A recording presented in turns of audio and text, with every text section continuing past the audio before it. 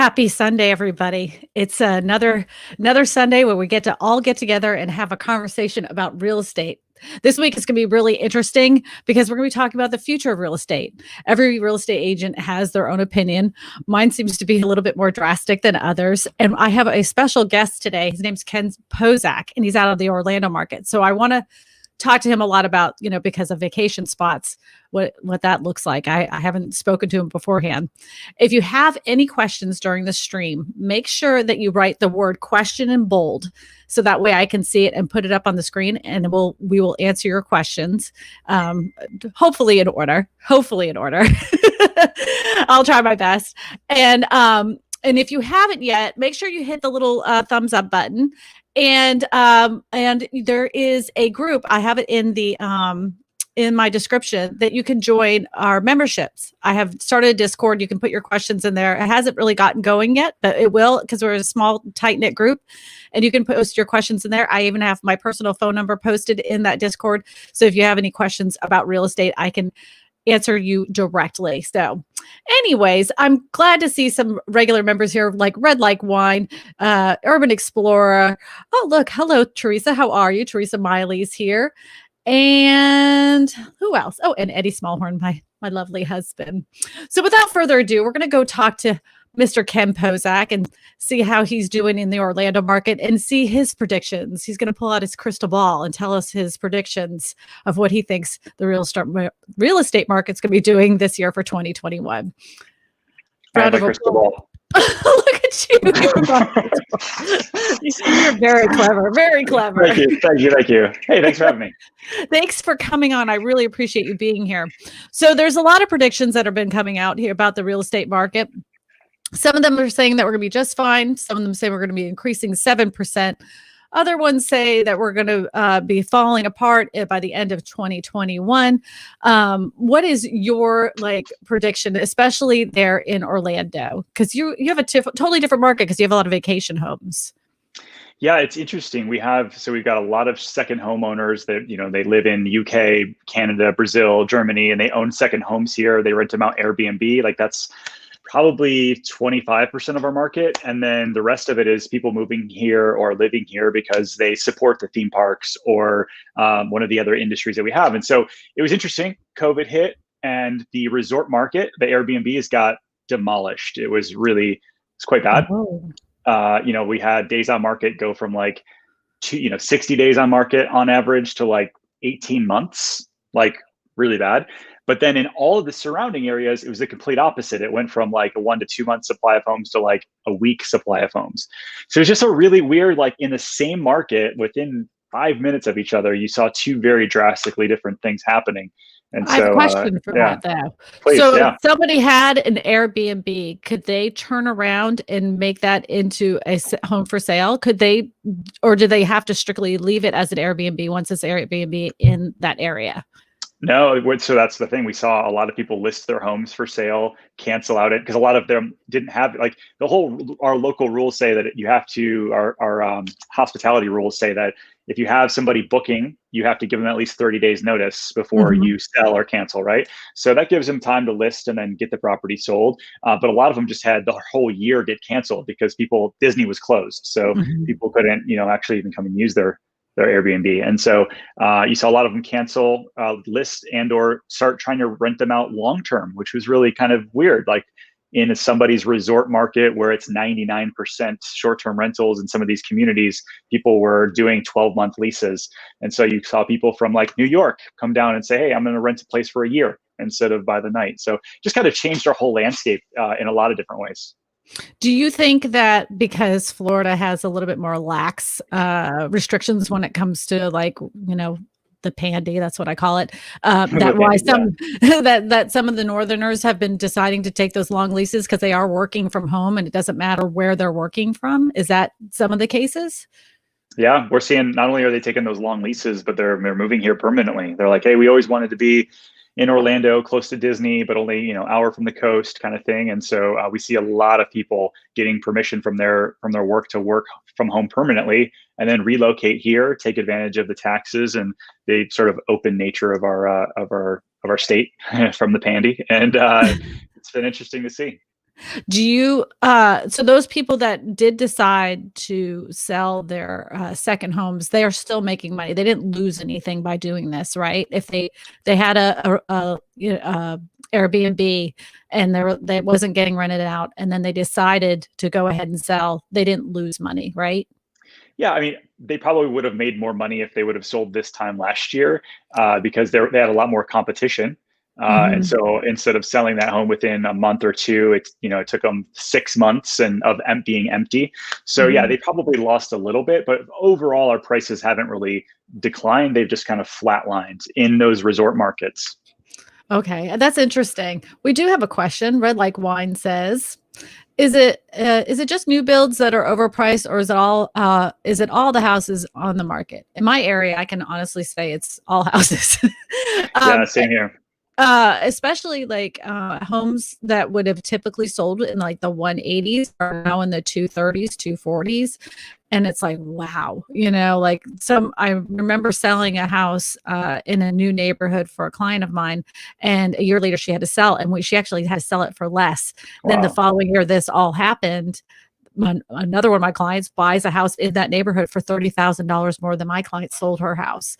And I was like, wow, that's like, I don't know how it's going to sustain, because all of them were young people trying to buy their first home, and they both actually had very good jobs. I mean, it isn't just the average worker. I mean, she's an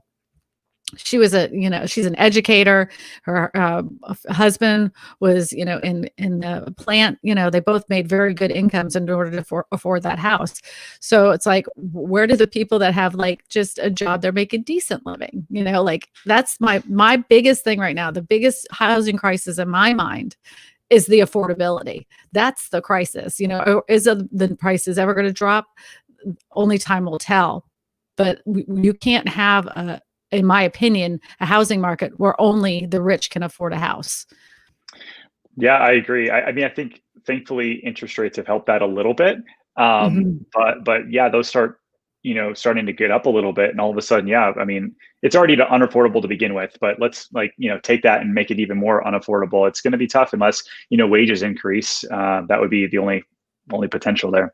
Yeah, and the jobs report, I don't know if you saw it this week, Didn't even though didn't it look had. didn't look very healthy. Yeah. No, it did not look very healthy. It doesn't look very well. I don't know what the turnaround is going to be as far as home prices. I never in a million years, and I've said it 1,000 times, that when all this started, did I think that the home prices would have jumped so exponentially. I realized the rates had gone down, but I mean, this is like a frenzy that I haven't seen since in 2006, Yeah, 2007. which is a Like, scary thing. I was in the business at that time. That's a me scary too. it's a scary thing. Yeah. Me too. And in Florida, it was crazy. I mean, you literally had to do nothing. You literally just put the sign out. You didn't even have to put it on the MLS. Put the sign out and say open house, and you had a flood of people parked all the way around. It was like, are they giving houses away? Like, what is going Yeah. on? Yeah. Debbie Carr. I run. Oh, good. Hi, Debbie. Sorry, I just want to say hi to Debbie really quick. Oh. Go ahead. Yeah, I mean, so I run a real estate team here, and we do a daily check-in on our little group, and all of my agents are, hey, the Millers, they wrote an offer $15,000 over, they missed out on that house. Like, it's in the suburbs and in the non-resort market here, it's cutthroat. We wrote it. I had a lot of the houses that have been sitting on the market in the higher end prices that have been sitting on the market 5, 6, 7, 8 months. Now those are turning around and selling like very quickly. I had $1 million buyer miss out just today, and a house had been on the market for 6 months, and all of a sudden, like, multiple offers. Crazy. It is crazy. And we had houses that had sit on the market forever that actually had pieces of land to them. I mean, some of these houses were like really in bad shape because they had Yeah. flooded in 2016. Uh, They were getting multiple offers. Like, they had sat for months, and then all of a sudden it was like this buying frenzy. And I'm like, you guys are killing yourself, but they didn't want to be around people. right. Like, that was the Yeah. whole thing. Right. And I'm Yeah. like, Yeah. That's true. they were Yeah. like, you know what? I just don't want to be around people. I'm totally fine with this. Margaret Yep. K has a question. With the housing market today, what percentage of repairs should be made on the price of the house? I'm not really understanding the question, but from what I'm gathering of it, if I have a buyer and in this particular market, I never ask for anything, even no matter how the market is cosmetic. If it's something very expensive, like the roof needs to be repaired, there's a problem with the air conditioning unit, there's a hot water heater problem, there's a problem with the foundation. Those things are the things that definitely need to be negotiated. But if you're looking at things like nail pops or, trim around the edges coming off, or some things that need to be caulking, don't be like that. Don't be petty. If there are things that you can physically do yourself, just do it, because so you can save the deal. But if it's big things, those sellers need to fix it. They definitely need to fix it. I know that sellers are getting away with a lot of deferred maintenance, is what I would like to call it, when there's a lot of things that they haven't done. But if you want the house at this time, that's one of those things you need to do. What do you say, Ken? Yeah, I agree. I mean, whether if it's like a seller client of mine, they ask me, "Hey, how much work should we do to the house to get it ready?" I say, "Listen, any majors, we either need to do the work or price it accordingly." But on the buyer side, I think you're absolutely right. Like, you can't get today. Today, it's finding the deal. Like, getting the deal is the deal, right? Is Like, the getting deal. a house, getting in at today's interest rate, locking in, that is the deal. Like, what if it needs a little bit of work? That's just something you got to be okay with. With that, so now that the market has gotten to the point where you really do have to be creative in your deals, what is it you're doing for your buyers that is helping them get the house? What tips can you give people that are in our audience right now that are looking to get a house, that they're losing house after house after house? What is it that you incentivize that contract? What's the thing? What's your magic touch? Yeah, I think the biggest thing is being pre-approved up front, which to you and I is like a no-brainer. But a lot of buyers call me, "Hey, can we get out and see houses this weekend?" And I'm like, "Cool. Are you paying cash or getting a mortgage?" And they're like, "Oh no, we'll get a mortgage when the time comes." I'm like, "No, no, no. Like, you got to do that now. We got to get that Mhm. going up front, and with a good lender. Because when we write the offer, I usually have the lender call the listing agent and say, 'Hey, I vetted the Williams. They're amazing. They've got great credit, great down payment. You're gonna love working with me. Like, build that relationship.' Is one of them. Keeping inspection contingencies down for us is a big one. Some people on my listings, I'll get an offer that, "Hey, we want 2 weeks for a home inspection." That's a long time in today's market, so So getting those down a little bit. yeah, so inspection and contingency is the amount of days that Yep. you're asking for the home to be inspected. I've been Yep. doing 5 days. That's it, like Yeah, like that's what I 5 was going to days. say. 5 days, yeah, because 5 days. yeah, me too. Same thing. And so anything you can do to tighten that window, and then we're also doing escalation clauses. So if we're in a multiple offer situation, we'll come in and say, "Hey, we're willing to pay $500 over the highest offer, not to exceed this price, and Mhm. you have to prove back to us that you had a higher offer or this offer, obviously, so that my buyers don't get burned." But that escalation clause has been really helpful for us lately. All right. Well, I didn't want to get political, but this is a question. Question: Biden will be pushing his brand of Green New Deal. Do you see solar as a bonus to add to the home before selling in 2021? I have an opinion about this, but I'll let you go first, Ken. In Florida, you'd think, okay, we're the sunshine state, so you'd think that everybody should have solar. But I think in our market, solar is a loser, and in terms of a financial loser. Is it good for the environment? Is it all of that? Like, yeah, but is it going to be a benefit to you when it comes down to sell? And our current situation, it's not. And so I talk to a lot of my appraiser friends, and I say, "Hey, is this a when you have two exactly the same homes, one has solar, one doesn't? Is the one with solar worth more?" Every time they say no. Will that change with the Biden administration? Maybe they do some sort of credit. That could be. But at this point, it's not. What about you? What do you think? Okay, so several years ago, we had we had a tax credit here in Louisiana that was encouraging people to put solar on their houses. So a lot of people signed up for it. It was also government sponsored as well as state sponsored. Lots of people decided to do this. There's one thing that most people forgot, that once they put those solar panels on their roof, it canceled out their warranty on their shingles. So once it started linking and they're calling their roofing company, they're like, the roofing company's like, "That ain't on me. You have drilled holes through your roof." Secondly of all, then when people went to sell it, they were like, "Well, how much are you actually saving with this solar panels?" And they would show the breakdown and everything, and it really wasn't that much. Then on top of it all, when they were promised all this money to get back, that pretty much they were going to supposedly getting these for free, it ended up they ran out of money and it wasn't free, and they didn't get Ouch. all the money that they anticipated in getting. If you go down to New Orleans, there's tons of houses that have these solar panels because these companies kept saying, "Oh, it's free. You're just going to fill out these forms. It's going to be free. You have nothing to worry about." Well, they ran out of money, and then they ended up having to pay it. Oh my One gosh.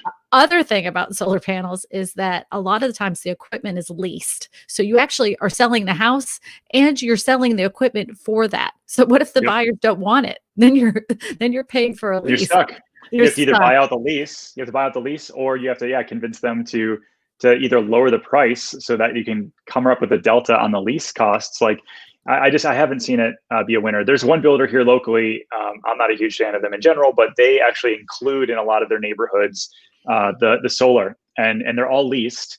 And Mhm. they're like, oh well, hey, that's great because you don't have to do any maintenance on it. I'm like, well, how much is the lease payment? It's $150 a month.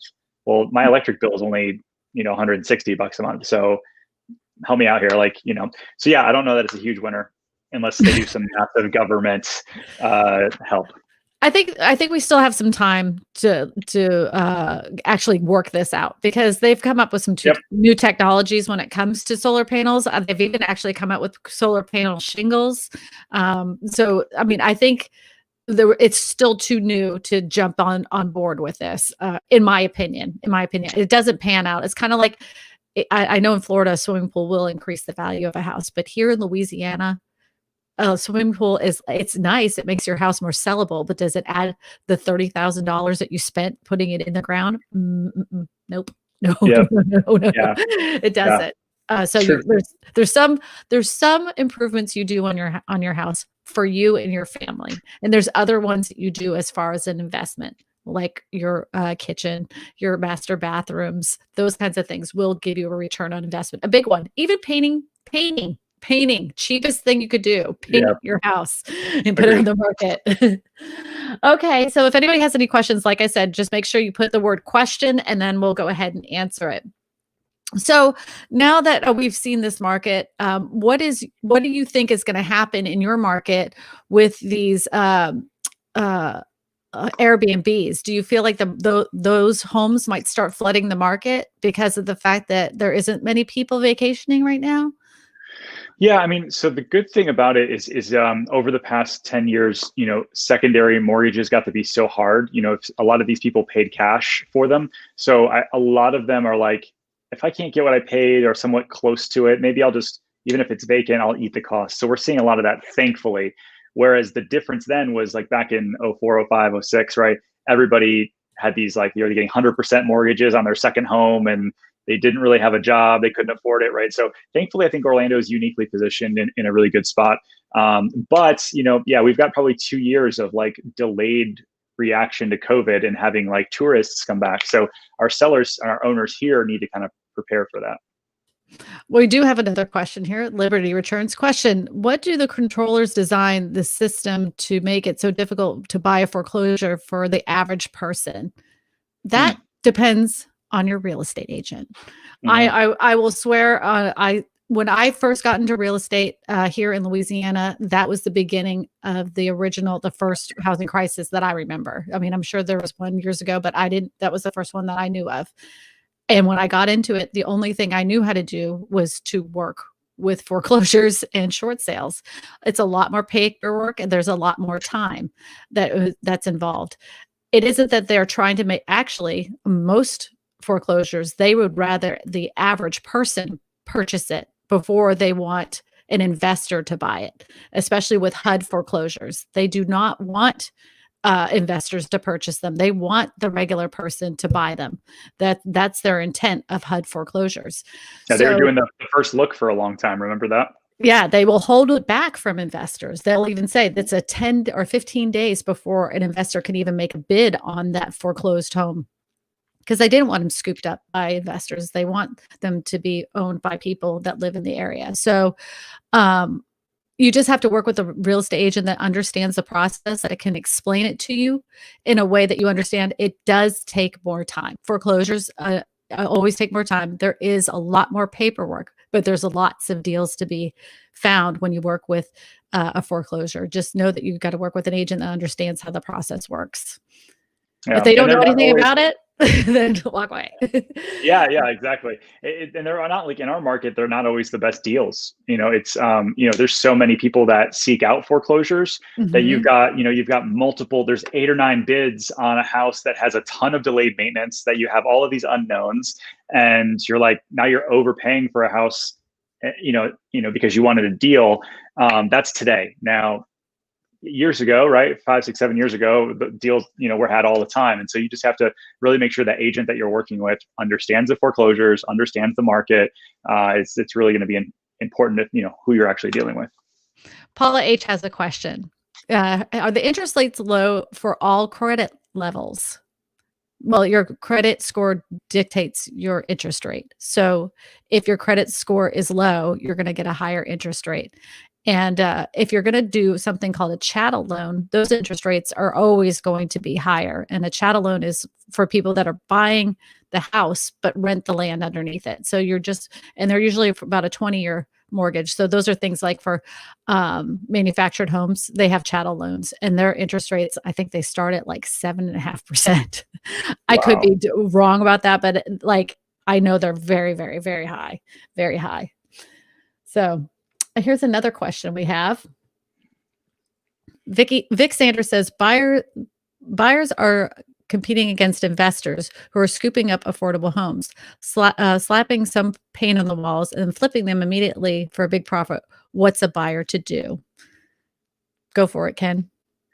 So yeah, I mean, I think that you either become one of those investors, right, and buy one and do your own slapping of paint and that kind of thing, or you're just going to understand that, I would say, like, I'm a flipper. Like, we do flips, my wife and I, and we do a job as though we were going to live there. But a lot of investors don't. They do slap some paint and some carpet and call it a day, right? And but at the end of the day, a buyer in this kind of market, it's going back to what Kristina and I were talking about earlier, just like having a strategy around getting the house in those multiple offer situations, and then getting some sweat equity in there, and increasing the value of your house, I think, is a great way to go in this market.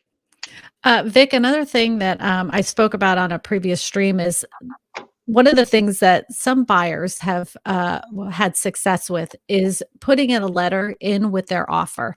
So they basically tell their story like, we are moving here from Salt Lake City. We're having a hard time finding a house. This is the 4th house we've put a bid on. This would be the perfect place for our family. You just explain your story. And sometimes, I'm not saying all, and it may or may not work, but it doesn't hurt to try to let them know why this house is so important to you, and that you would hoping that they'll accept your offer, that that they probably have some other ones that might be better, but this situation in this market, hopefully you would take theirs because of your situation. It's something you can try. It's a tactic that has worked for me in the past, for a young buyer that was looking for a home a few years ago, and something you may want to try. Have you tried that, Ken? Yeah, so we've done that for a long, call it love letters or buyer letters, and it's interesting because I would submit that to a seller thinking like they're going to take the one that's $10,000 more. Obviously, right? And then all of a sudden, Mrs. Seller's calling me crying, like, they sound just like me and Jerry when we bought this house. I want to go with them, right? And it's an interesting way to get the deal. Although, like, I don't know if you've heard of this, but Nevada just outlawed buyer letters, and they're trying to push it for a federal level because they say that it could be a housing violation. But so you have to look at state by state if it's now even allowed. I guess I didn't even think about that. Wow. I did it. Well, when somebody bought our house had been on the market in a pretty shaky market. And then all of a sudden we got 2 offers at the same time. This one girl kept coming to the house, and then she'd say she put in an offer, then she wouldn't put an offer. She kept coming in. Yeah. Then this guy came in. He's like, I want the house, whatever. I'm paying full price, and this is it. This is the house. And I'm like, good. Well, then she's like, no, I'm going to put an offer. And then she puts an offer. I'm like, I don't even care what she offered. It didn't even matter to me. And actually it was more money, but that wasn't even a thought process. I just went ahead and went with the other guy. Sure. Yeah, of course. I don't even want to look at her offer. Who cares? Yeah. All right. Teresa has a question. She says, do you know the painting of the women in the LA capital is called the Goddess of Knowledge and Abundance. I learned something new today. I did not know that. Thank you for sharing that. It's in the Louisiana capital. Is that you then? Yeah, I'm in Louisiana. Knowledge and abundance. I try. I share as much as I know. There you go. Liberty Return says, can you sell me a foreclosure or set me up with an agent in Cache County, Utah? I currently have $161,000 to put down. Liberty and Returns, please go ahead and email me at info@KristinaSmallhorn.com. And I will set you up with somebody. I always do that. Ken and I are part of a group, which I started with a friend of mine named Malcolm Lawson, with a bunch of real estate agents that help each other out with leads. So there's over like 3,000 agents. So I definitely have somebody for you. Kate Reeves has a question, and she says, my house closes on January 15th in Braden, Florida. Woo! Should I rent it here until the prices come down, or buy a house out of state where they are cheaper? Ooh, this is a Ken question. Go for it, Ken. Yeah, so Bradenton's maybe just an hour and a half for me, and it sounds kind of like she's selling, and then she's thinking, should I rent here while prices continue to go up or potentially go down? I think you have to look at your horizon and say, okay, am I looking to do this for the next 2 or 3 years, 1 to 2 years, or am I going to stay in the next house for 5 to 10? If your idea is I'm going to stay for 5 to 10, or that kind of thing, buy now. Lock into the lower interest rates. Even if prices go up and then they come back down, you're playing the law of averages and you're going to be fine. If you're like, hey, I might move in the next year or two, maybe you rent, right? The cost of, buying the house, the closing costs, the selling costs, taxes, and all that kind of stuff will probably eat up any profit that you make in that short horizon. So that's what I'm telling folks now. Short period, you might want to rent. If you're looking 5 years plus, you should buy now. There are some rumors that I've heard that there could be some possible home buying incentives that are coming up for first-time home buyers. I heard like one thing was like a $15,000 tax credit. Another thing was which they had done before. I don't if you were selling 2008, 2009. Yeah, they had done that. So do you think that would be something that would be helpful, or do you think that will be something that will even drive the cost of homes even more, where the $15,000 won't mean anything to anybody? Yeah, I think if it's a tax credit, I think that, you have to pick that up the next year. It doesn't help you get into a house, right? It doesn't help somebody on the closing costs front. And so I think it just ends up driving up the costs of and it's hurting the lower cost price homes, because it's all going to be driven up. It'll be even more unaffordable. Do you have any solutions? Because that's my next video is about solutions to the housing affordability. Do you have any ideas for some solutions for the housing affordability? We're seeing people do a lot of house hacking here. So they're going in with, we see a lot of multi-gen coming here, where it's like, mom and dad are in their 50s, 60s, they're going to move in and we're going to house hack together to where we're splitting the costs. And, I'm shocked at how many, hey, we're moving in with our brothers. And so that's one option. If you buy a duplex, you rent out one side of it and then you live in the other side. They help you make the mortgage payment. That's an option.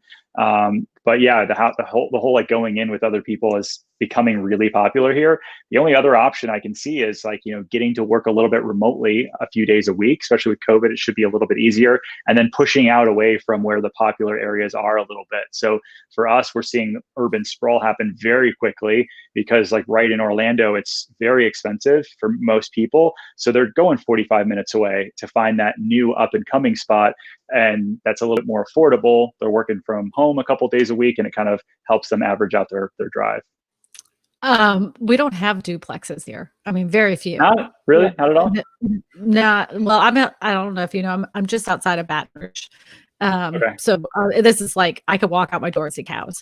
But over by LSU, they do have a little bit more of condos and stuff, but we do not have duplexes here. But I've always thought that would be a brilliant idea for families if you had you could share basically one house split in half.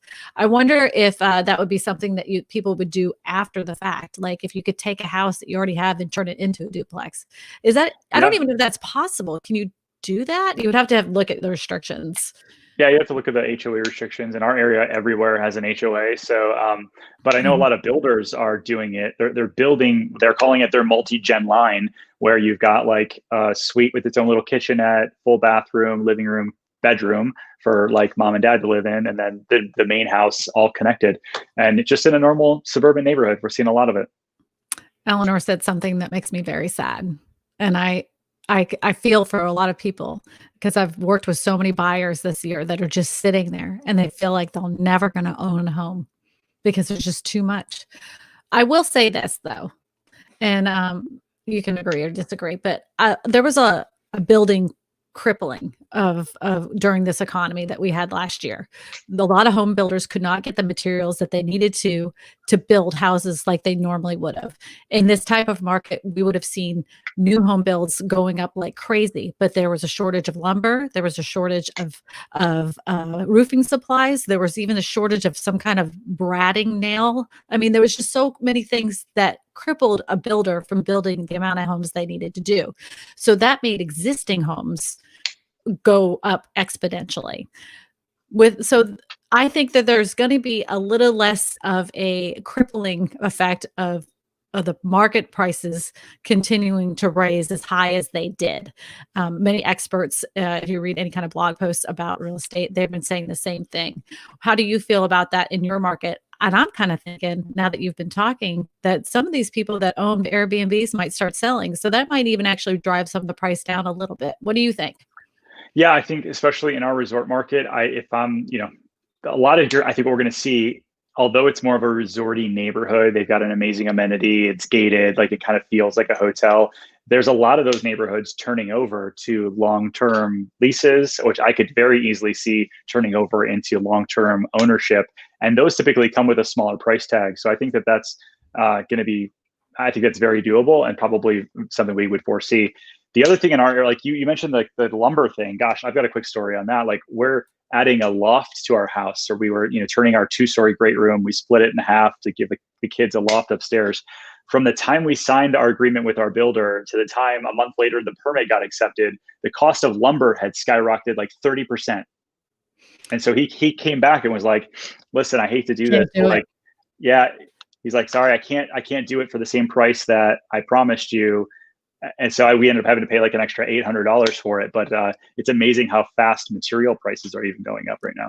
I had one that they had signed the paperwork exactly what you're saying, and they told them the same thing. We have to renegotiate because we can't do it. We'll never make a penny on this house. And I'm like, you have a contract, and Yeah, they're like, we'll just put it back on the market. I mean, we're going to put it on the market. We're not lying to you because look, we're putting up this next house, and that's exactly how much it is. We can't afford to do it for this price. So, I amazing. asked my clients what they wanted to do. I mean, you can walk away from it. It's not, you don't have to pay that much. They went ahead and did it, but Yeah, I mean, I just like, wow. yeah. um, Am the man says, if what if we are in a massive deflation debt bubble? The Fed is purchasing mortgage-backed securities, freeing up the bank liquidation. What do you think, Ken? So yeah, deflationary, right? Debt bubble, which that's a whole other story. Like I keep thinking, hey, they're printing all this money, we're going to see massive inflation, and we haven't seen that yet, which is kind of an amazing thing that I honestly don't know enough about to be super smart about it. I keep waiting for inflation to like go skyrocket, and then we're talking about something completely different. So, what do you think? What do you know about this? Okay, so I will say there's one thing I can say about history, and history has always said this. I've said this story before. I did a book report on Ulysses S. Grant. And one of the biggest mistakes that he made in his leadership was the fact that he kept having them print more money. So it Hmm. devalued the money so much that it was like worthless. And they were like, we'll never do that again. And here we are doing it again. But they do keep Yep. buying mortgage-backed securities. And that's why I'm concerned that this can't sustain itself. And I've been Yep. saying that, and people say I'm crazy and then I'm a fear mongering and all this other stuff. But I lived through this once before, and I'm like, the writing's on the wall, and I just don't see this market sustaining itself all the way to the end of 2021. If I'm wrong, I'm 100% wrong, but I see it as there is a lot of people gone down to one income, one family member is now the sole provider for their kids' education. So they only have one income. Then you have other people that may have kept their job for a period of time during this. Now they've lost their job. And they're having a hard time finding another job because of the fact there's so many businesses that are closed that were in that field. Incomes have not increased. There's the job opportunities are shrinking. I just don't see how it can sustain itself, no matter how low you go as far as interest rates. Well, it's at zero. It's basically at zero at this point, right? Pretty much. I mean, like at this point, we're nearly at that point. So I like, but this market has freaked me out from the beginning. When this all started, I thought for sure there's no way there's going to be people that are going to allow them in the house when they could possibly be carrying a deadly disease. And there we are. Here we are showing houses like crazy. Like I told my wife, last, I guess, March when Disney shut down, I was like, we got to brace for impact. This is not going to be good. And then sure enough, April was probably the worst month of my career. Worst month in the past 5 years, at least. But then May, June, July, and then all ended up being a record year by like, we went up 40% year over year in terms of like the number of homes we sold. I'm like, what just happened? Like, people should be freaking out and they're not. And so, yeah, I agree. There's eventually there's reasons why, Bitcoin is going up to 42,000 and gold's going crazy again. And people are, the smart money's kind of diversifying out. They know kind of what's coming. So it'll be interesting to see. And, we just have to react, I guess. The cool thing about like being in the industry is like, I do feel like I have a really hands-on view of people and like their buying habits and what's going on. I can see the shift pretty quickly as people are coming and going. And right now, at least in Florida and at least in Orlando, there's still a ton of people moving here. And there actually is a lot more jobs being created because businesses are moving. Jobs are being lost in California. They're being lost in the Northwest, but they're moving them here. And so that's what I'm seeing. But I could definitely see, where you're at. If I had a crystal ball, I would have bought Bitcoin a really, really long time ago, and probably a lot more real estate. I have a friend who told me to get some Ethereum years like two years ago now, and I was like, thank you. I did that. Yeah. We do have a question. Knowing, I hope I said your name correct.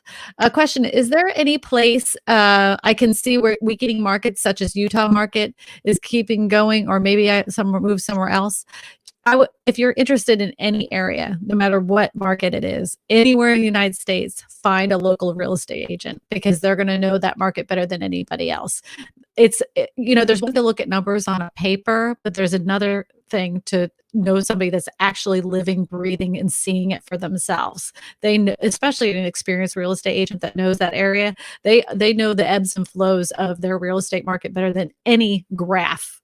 So they can tell you exactly what the feeling, the finger on the pulse of the market. So if you're interested in a specific area, contact a real estate agent that's experienced. What is your opinion? I mean, it's funny, like websites like Zillow have come out with like not only are they guessing what the houses are worth, but then now they're guessing what prices are going to do over the next year or two. And I'm like, it's funny because so we've got a neighborhood here, like, it's on a golf course community, and the golf course was just shuttered. Like they're going to turn all of the golf course into houses behind. Like, so you used to have a beautiful golf course behind you. Now there's going to be houses behind you. And they show that that house is going to be worth 10% more a year from now. I'm like, no, it's not. The prices are going to go down, right? So, but they wouldn't know that because it's an algorithm, right? So I totally agree with what you say. Hire somebody that's a local expert that's actually in the business and doing the business, and you're going to do yourself a really good service. You're doing yourself a really big favor. You know what time that is? It's a really good time for everybody, that 141 people that are in the chat, to hit that like button because it really does help out my channel. If you haven't there, go ahead and hit that. I hate to booster my own channel here, but we can't do this for free. Of course not. Wayne says minimum wage in California increased by 8%, which would ripple through the economy, resulting in higher home prices due to more dollars in circulation. Yes, it could. It could possibly do that. But if the price, I know for California, like first-time home buyer at 300,000 in some areas is like you still can't buy anything.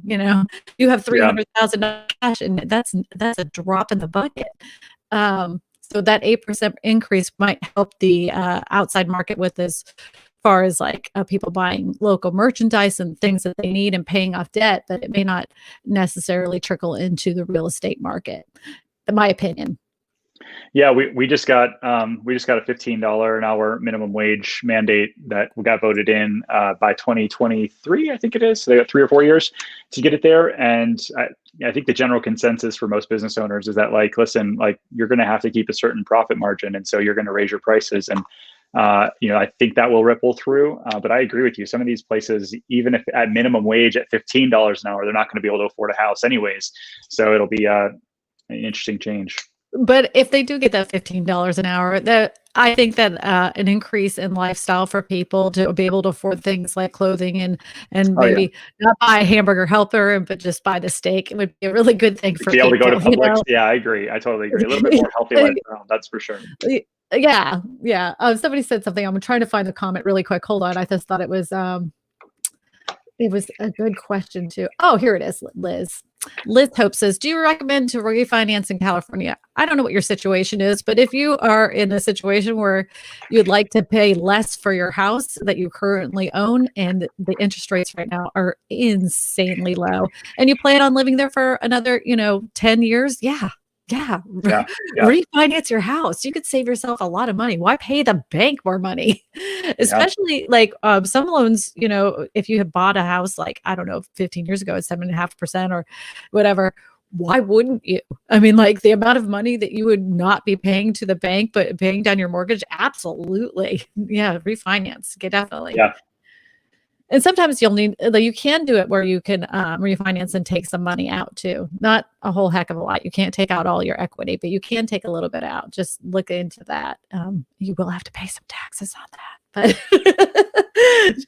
But I know that a lot of people, I don't know in your situation there, but I've talked to several people that are in a situation if they don't know if they should sell or not because they're not sure if they're going to be able to pay their mortgage. And I have recommended that people, I don't know if people knew this, but with the last CARES Act, which it did expire, they could have taken some money out of their 401k without penalty. And all you had to do is let your 401k know that this is because you're having some problems due to the pandy. I've been calling it the pandy. And there wasn't a penalty for that. So how did you help some of your people that are currently homeowners that were in this situation, or did you not have anybody? Yeah, we had quite a few Disney people that lost their job, or got furloughed and decided to take a buyout or one of those many things. And so a lot of them ended up selling and then renting locally just to kind of ride it out until they decided, do they eventually get their job back at Disney? Do they leave the area? So we did have a few people that sold, which is a tough spot. Like if your kids have unfortunately if unfortunately they've lived in that house, they go to those schools, like finding a house in those same school districts, it can be really tough, right? But yeah, for us, that was like our main, we saw a lot of people doing that, unfortunately. So sad. It is. It's sad because that happened to me. That happened to one of my buyers actually was buying a house, and the people that were selling it ended up taking the mortgage forbearance, and they were just skating on the line of their equity because they only owned the house for a few years. Yeah. And then they took that forbearance while we were under contract. Yeah. And so we didn't know until the day of closing when they pulled the numbers again. And they're like, we can't, because they had taken it, everything was so messed up, we couldn't close because he didn't have the $6,600 that he owed. Jeez. I'm like, oh, I know. She was like, literally, we were supposed to close that day. And they're and like, they updated the payoff. Oh my gosh. Let's see here. In California, we found interest that the banks will not refinance mortgages less than $50,000 remaining. Okay. So what I'm understanding is that, well, you can't get a mortgage here you can't get a mortgage with if you like anything over under $65,000, you can't even get a mortgage. So I can understand that.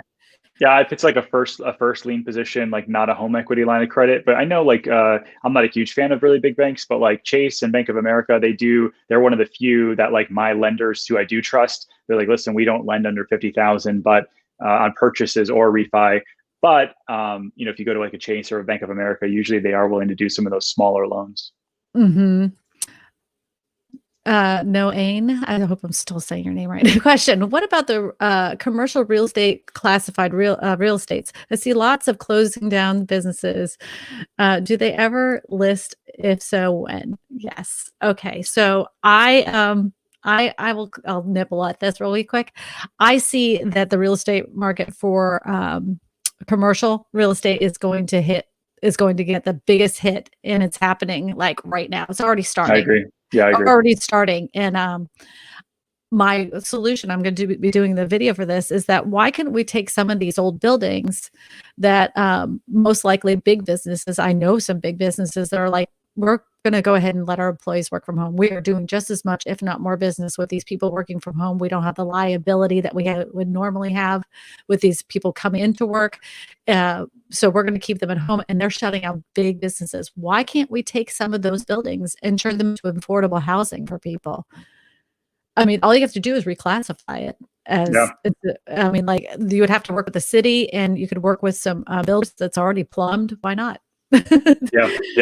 The repurpose, because I mean, there's like, you look at how much like malls and so many of the other places, maybe they don't make the best houses, but like there's a lot of retail that is going to get smoked. I mean, especially I'm nervous about these hotels here. Like I follow the hotel occupancy rates in Orlando like every day. I'm looking up like how many of them are open, and then B, how many of them are actually getting rented out, and it's a scary low number.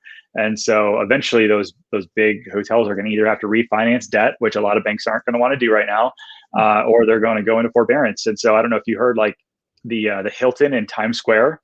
Did you hear about this over the weekend? They so like the big Hilton in Times Square. It's like, you know, it's an iconic thing. The owners of that group handed in their keys to their servicing group and said, "Take it. We can't make the note. Sorry." So like, I think you're going to see a lot of that. That's not how that works, but okay. Yeah, it's not how it works. But yeah, I'm just going to drop the keys over to out of my house over to my mortgage company and say I can't afford it anymore. Yeah. I think we're going to see a lot of that. I think we're going to see a lot of that in commercial. It's going to be an interesting wave if banks don't, you know, because they don't want to refinance at these low rates, right? So I think you're going to see a lot of commercial changing hands, and they're going into forbearance. That's going to be an interesting thing. Commercial real estate agents are going to be busy in a way that they never wanted to be. That's right. Exactly right. Yeah. So they're saying, so you got scammed $6,000 a day that was supposed to close. So what happened was we were trying to work it out where the seller would pay a little bit of money. The real estate agent that was selling the house was going to take some off of her commission. I was going to take some amount of my commission, and the buyer was going to take some out of her commission. All three of us agreed, the two real estate agents and the buyer, but the seller said, no, I don't have any money. I can't do it. So we just walked away, because I'm like, if he's not willing to give up $1,000, that was it. If he was not willing to give up $1,000 to get his home to close, that's on him. And the buyer agreed. So we just walked away. Wow. Oh, wow. Yeah. Because I mean, we had waited 65 days, the whole 9 yards, for all this stuff that he needed us to do, you know, because he had to move out and all this other garbage, and then whatever. What a shame. What a shame. Yeah. So, what is your prediction? What do you think is going to happen? Do you think it's going to crash? Do you think we're going to have a housing crash? Or do you think it's going to be like it was in 2007, 8, 9?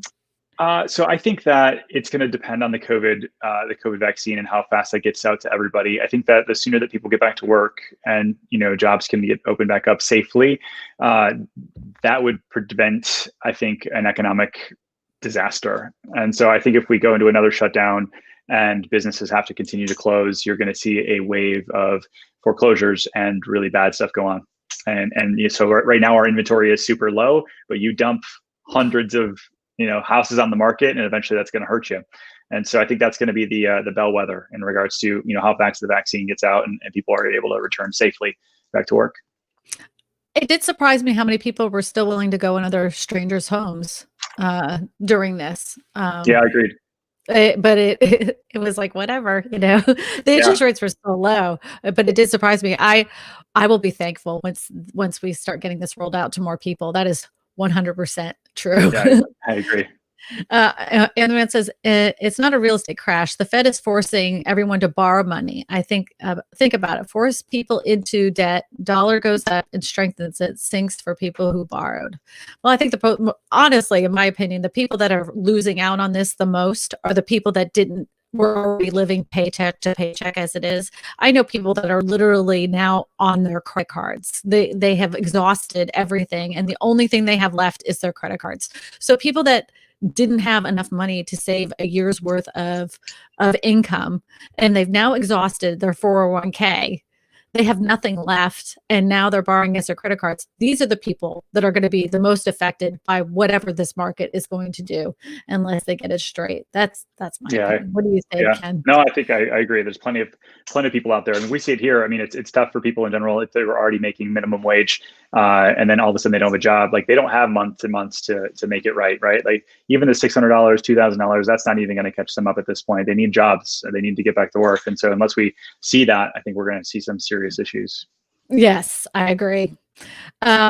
He says, question, will factory tiny homes with renewable energy be a solution to the economic crisis? I think it will be a solution to the affordability housing crisis. And my hope is that they will allow for tiny homes or these manufactured homes that will be on small slabs. They'll create neighborhoods for people that are looking for affordable housing options. There's so many young people, and believe it or not, one of the fastest growing group of people that are buying tiny homes are people that are retiring. They just want a little house so they can go. They don't need the space. They just want a little place that they can drink their coffee in the morning and then get in their RV and travel around the United States, something that is low maintenance and they can maintain. How cool would that be if you could sell houses in these like little retirement? Like, it would be so cute, especially in Orlando. That would sell like hotcakes, you know? Well, that was the Villages for a really long time, and then all of a sudden the Villages, you know, if you know about it, but it's like 100,000 retirees. It's like the biggest community in the country.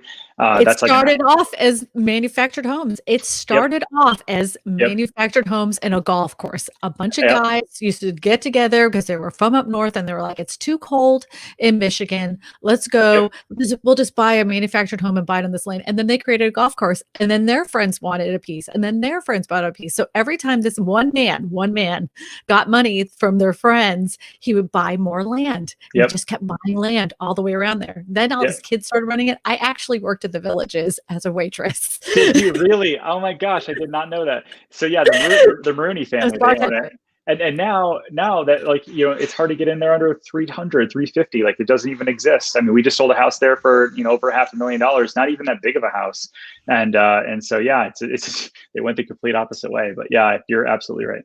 I remember my friend of mine have an area that isn't just for retirees, and my friend bought a house for $98,000, and it was like so nice. It was like so nice, this nice house. I'm like, you're so lucky. It was like 1,200 square feet. I'm like, that's perfect. But they have zero lot lines there.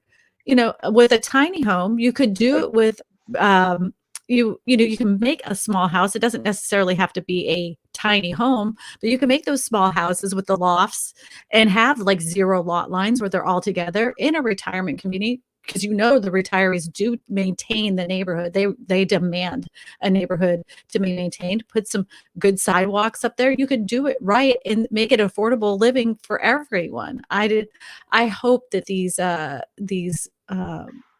politicians, we'll just say them, politicians will get on the bandwagon and realize that people need more affordable housing, and that's going to make their area grow even more and more, attract more people if they do have affordable housing options. So do you have any of those there besides the Villages, like tiny home communities? Not at all. Not at all. I mean, like their affordable housing solution was unfortunately apartments here. And so there were hundreds and hundreds and hundreds of apartments getting built. And the crazy thing is, Kristina, is like they were building these apartments, they would finish them on a Friday and they would be completely leased out within 2 weeks. Like, people were like crazy. And and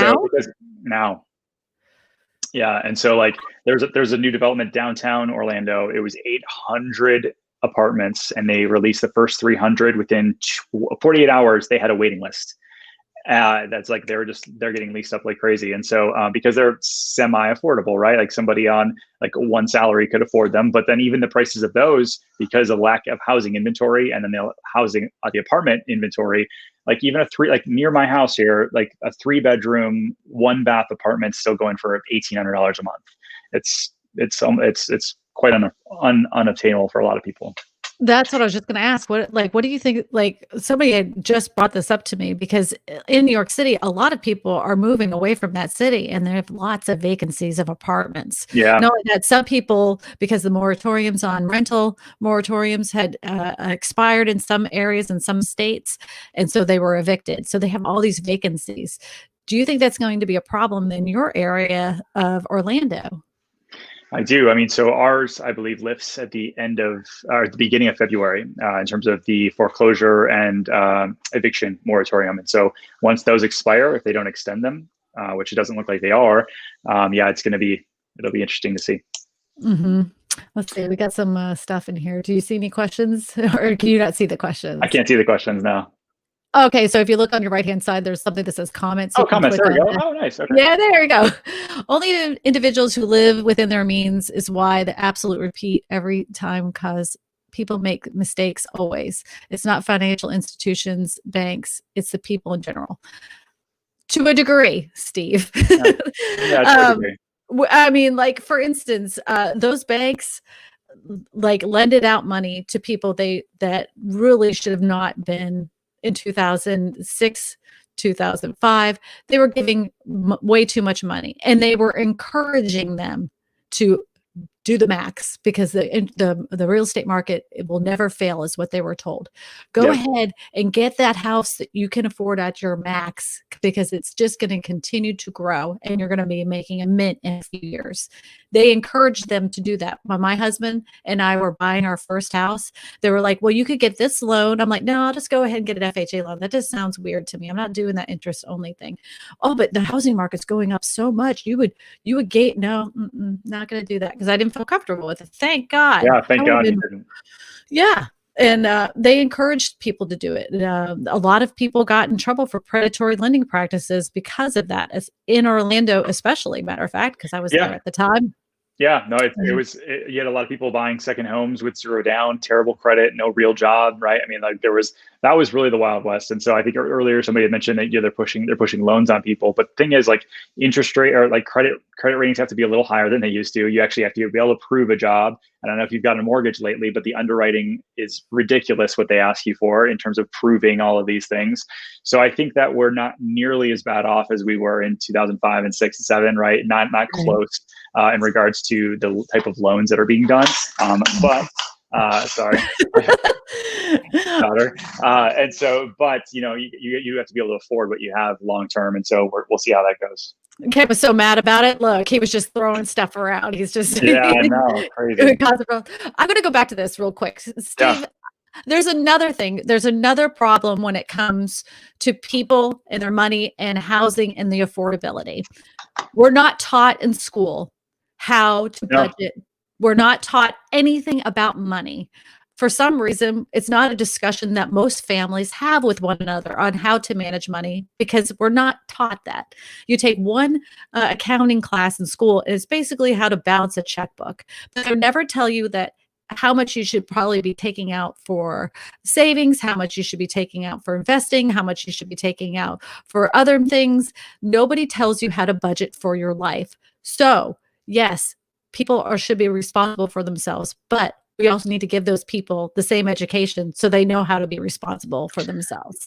Yeah, I agree. Someone else was mentioning down here. I just lost it, but yeah, like people that. With Steve, yeah. So in regards to just, you make $100,000, you spend it all, right? You make 120, you spend it all, right? Like that's kind of our culture, instead of like, hey, why don't you just stay where you're at? And as you make more money, you start saving some. Like, go figure. Like, why is that such a, invest some so that you have something for the future? Like, that's just unfortunately not our culture. And so hopefully that'll catch on one of these days. Liberty Return says, question, do you think there's a chance the U.S. market will inflate as much as Canada? In some areas, absolutely. Mm-hmm. Yeah. California, New York, I mean, those are big major cities. It's happened before. Even when the housing crash happened before. They went down. Some people lost money, but it never went to the point where it was affordable for the average person to buy a house in California. Yep. So that's when the house flippers were like scooping up these houses, these foreclosures, and the houses that weren't being paid for. They were like, this is great, you know? That's the other interesting thing you look at. I mean, I think that, companies like Blackstone, all of these big institutional investors, they're frothing at the mouth at a foreclosure wave. Like they would buy all of them up before they even hit the market, Yep. because they did so well in last time. Like I started off in the business selling foreclosures, and I was getting 2, 3, 4 foreclosure listings a day from like Wells Fargo and some of these big banks. And then all of a sudden they dried up. I'm like, I know the foreclosures are still happening. Where are the listings going? And they're like, oh yeah, we sold 1,500 of them over here in this package, and these guys bought them up to rent them out. I think that we're going to see. That's another reason why I don't see things getting as bad as they were, because institutional money is ready to invest in real estate to where they actually can get a return. And so that's another thing to think about. It's the thing that makes me the saddest. And you may have not seen this video, because one market of real estate that people completely forget about are the people that I spoke about earlier with chattel loans. Yeah. They did not get a reprieve from the last stimulus. Well, they got the stimulus money, but they didn't get the mortgage moratorium because they have something called a chattel loan. So they didn't get to use the forbearance for that loan. And they didn't get a rental moratorium either for the land that they rented. Those are the same people that are losing their jobs. Sure. So who comes in and buys those? There are men and women foaming at the mouth, can't wait for these people to get out, because they are going to go ahead and put more people in there. They're going to jack the rents up super high, and they make a mint because they know that these people are tied to their house. And there are literally people sitting there that I saw a quote. This poor lady was like, I have to make a decision to pay my lot rent or take my medicine. So I've been cutting my medication in half in order to be able to afford it, because she's retired and that was all of her money. So she only gets so much, So sad. We may never hear these people's stories, but those are the people that are going to be hurt the worst in this market. Yep, I agree. Yeah, Janet, the thing. Do you guys know what REITs buy the most? Is the chattel loan, like what you just mentioned? Mm-hmm. They're the ones that are gonna. Yeah, it's a shame. It's a shame. Yeah. What's the most expensive house you've ever seen? This is a common question. What's the most expensive house you've ever seen? In person, $10 million. We saw $10 million oceanfront. Yep. Yeah, I think the one that we saw in Orlando, I'm not in Orlando, here in Baton Rouge, there was one that was for sale. I think it was $5 million. And what's so weird about this? And I don't know if anybody else, this is totally opposite the topic of what we're talking about, but the thing about walking through a $5 million house, it's just a bigger version of a $100,000 house. There wasn't anything about it that made me go, wow, this is $5 million. I couldn't wait to own a house like this. I was like, yeah, they're taller ceilings and a little bit more fancy stuff, but it didn't make me go, wow, this is worth $5 million. Yeah, actually, I don't know why it slipped my mind. So I just did a video at Shaq's house. Shaq's house is listed right now for 16 million. And it honestly it's quite outdated. It was a gorgeous view and it was just massive. It's like, 30,000 square feet, but it was just okay. Do you know what people should do right now? If you guys haven't yet, you're in the Orlando area, you need to check out Ken Pozek's channel. He's on YouTube too. I know, that's true. Yeah. Ken Pozek. So you got to go check out his stuff. He does some very informative videos, and I post a video every single Tuesday. Did you know that, Ken? If you haven't, that's amazing. That's amazing. So if you haven't yet, they should subscribe. They should make sure they subscribe so they don't miss that Tuesday video. Absolutely. Everybody, if you haven't yet, go ahead and hit that thumbs up button. And if you would like to be a channel member, there is right at the front of my channel that has a little thing that says join the channel, and you can be a part of the Discord where we have discussions all about real estate. I can answer your personal questions about real estate and connect you with other real estate agents throughout the country. I have a group a long list, about 3,000 real estate agents I personally know, actually, that can help you with your real estate needs. Everybody, I'd like you to thank you for spending your last hour with me and Ken and talking about all sorts of things in real estate. And we'll be doing this again next Sunday with another guest. And thank you so much, Ken, for your time today. Thanks for having me. Appreciate it. Bye, everybody. Have a great rest of your Sunday. Monday.